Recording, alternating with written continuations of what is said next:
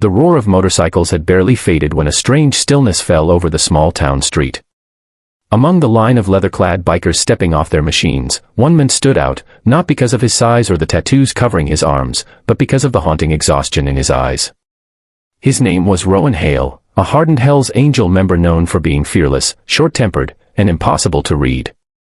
But that morning, something unusual happened, something so small no one noticed at first.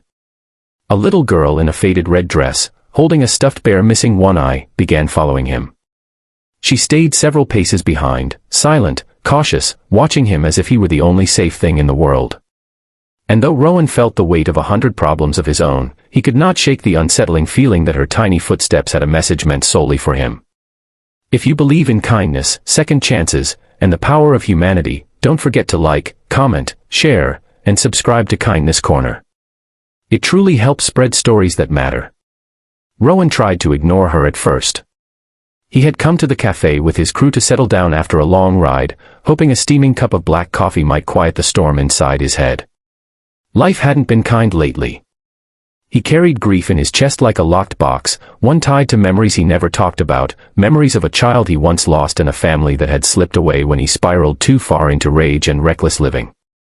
Yet as he leaned against the cafe window, trying to push those thoughts down, he noticed the girl again. Still there. Still watching him. Still clutching the worn bear to her chest like a shield against the world. He crouched down slowly, muttering under his breath, but even kneeling felt like a battle. He wasn't built for delicate moments. Not anymore. When the girl stepped closer, he saw how messy her hair was, how her cheeks were streaked with tears that must have dried hours ago, how she kept glancing around as if afraid someone might yank her away at any moment. She didn't speak. She didn't need to. Her eyes carried a helplessness he recognized too well. Something inside him cracked, unfamiliar and raw, and he asked himself why a child would attach herself to a man like him, tattooed, intimidating, armored in leather and scars. The other bikers noticed eventually. They teased him lightly, unclear what was going on, but Rowan waved them off, his expression growing darker with every second the girl stayed near. When he finally stood, she grabbed his vest gently, barely tugging, but enough to freeze him. Rowan felt the tug all the way in his bones. It wasn't the pressure of her hand.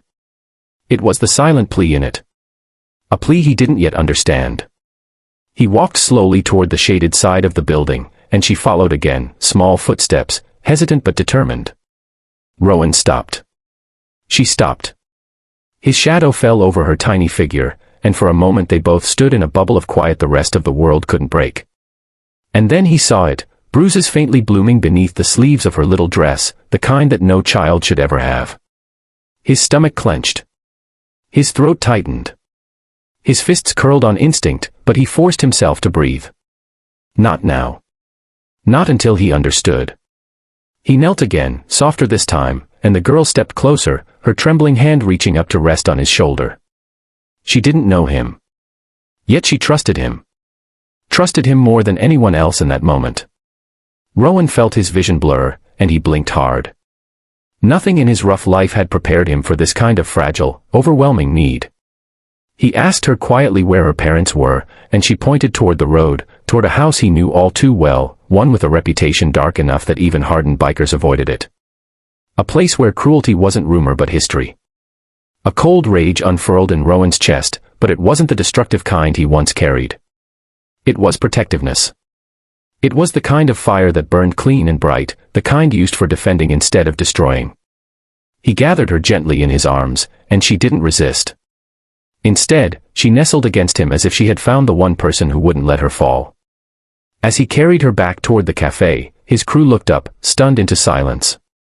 They had seen Rowan fight storms, men twice his size, and demons he wouldn't name, but they had never seen tears slip down his face. The strongman, the feared biker, the unbreakable force, broken open by a little girl who needed saving. The moment he sat down on the curb, she placed the stuffed bear on his knee, as if sharing her only treasure with him. And something inside him broke completely. The tears he'd buried for years spilled freely, silently, uncontrollably. Grief for his past. Rage for her pain. Hope that maybe, just maybe, he could still do one thing right in this world. One by one, the other bikers approached. No laughter. No teasing. Only quiet respect. They understood.